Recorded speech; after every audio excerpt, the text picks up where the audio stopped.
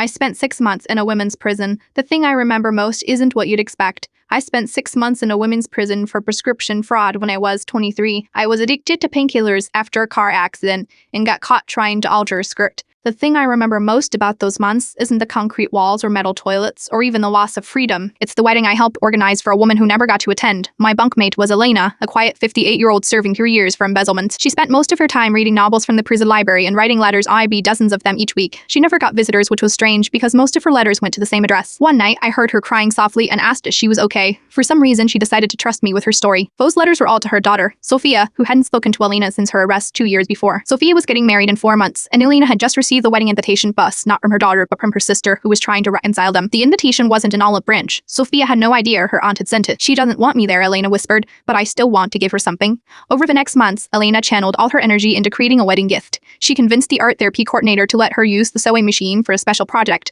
Elena had been a seamstress before her accounting career, and watching her hands work was like witnessing magic. She was creating a wedding quilt. Other inmates got involved. Women who'd never shown interest in crafts started collecting white buttons from spare uniforms. Someone traded their dessert privileges for a month to get the guard to bring in some pale blue thread that reminded Elena of her daughter's eyes. Every square of that will tell the story or wish for Sophia's marriage. Women who'd made terrible mistakes and lost precious years of their lives sat together during retime and stitched toques for a stranger's happiness. Some squares contained traditional wedding patterns, Elena taught us.